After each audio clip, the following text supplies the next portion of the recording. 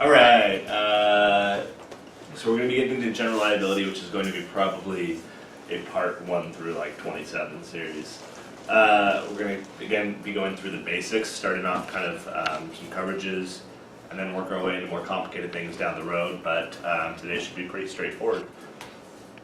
So what it covers, as we've discussed before, it's bodily injury or property damage to a third party caused by your, and yours in quotes because it's, your is a lot of things, negligence. But again, just basically remembering this is a third party coverage that covers BI and PD. Okay, a couple things that are important to remember is these policies can be written on a claims made or an occurrence basis. All of our general liabilities, as well as virtually everyone you'll ever see out there for a contractor, is going to be on an occurrence basis. But to go through, the difference is for claims made, coverage is triggered if the injury or property damage occurs when the claim is made. So, you know, let's say a policy was effective 7/1 renewal, the claim occurred 5/1 but doesn't get made until 9/1. On an occurrence policy, it's going to be the policy before the 7/1 date that's going to respond. On a claims made, it's going to be the one when the claim is made.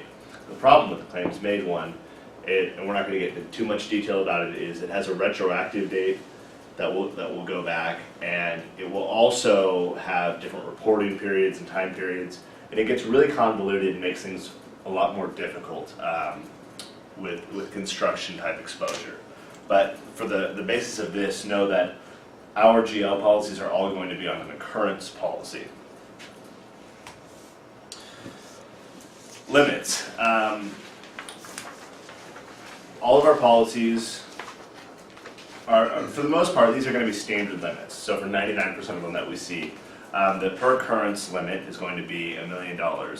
And that is the max the policy will pay for all bodily injury, property damage, or medical payments arising out of any one occurrence, okay?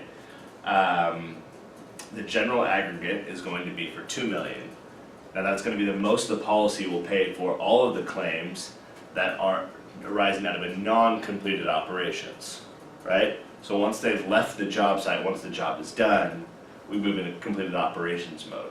Okay, so this is only for ongoing operations for that general aggregate, okay? Then we have a separate products and completed operations general aggregate, okay? So we basically have a general aggregate of $2 million for ongoing operations and a general aggregate for two separate million for products and completed operations general aggregate.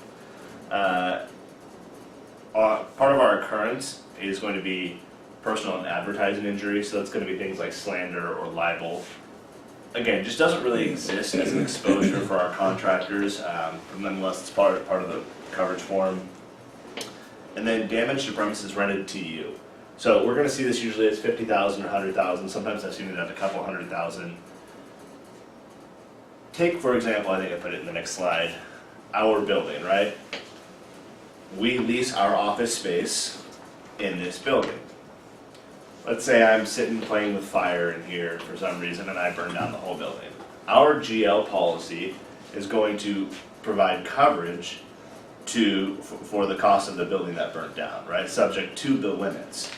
What it's going to exclude is the premises rented to us, so our lease space.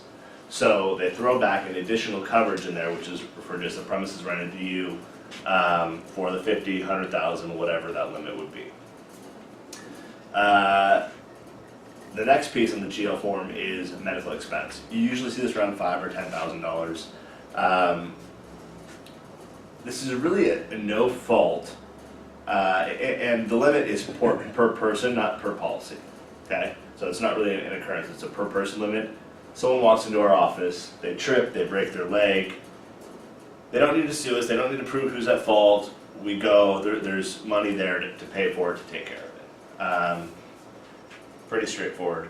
And then we have employee benefits liability, and that's what we're trying to get added to our policies. You'll see them at usually about $1 million limit, and effectively that's, hey, we hire someone, we forget to add them onto our health insurance, like Monica would be a great example I put in there. Let's say when she got hired, I forgot to add her to her health insurance, or we did something she doesn't get added on. She gets pregnant, she has her baby, that's gonna be 25, 30,000 in medical bills. It's gonna go unpaid for, right? So this would go to cover that expense, okay, for us omitting to do so. And that is it for today. Questions? On a proposal, a lot of times you see the general aggregate 2 million, but then you'll see a general aggregate per project, like at 5 or 10 million. Per project aggregate, yeah, Could you we're gonna go through that. Part 2? That's, eventually it's gonna be one of the parts. Okay. That's not part of the standard policy form. The per project aggregate gets added on as an endorsement. Okay. So I wanted to keep this part basic, and then we'll get into a lot of the further things that come in down the line with that. Any other questions? Pretty simple, straightforward. That's it. Goodbye.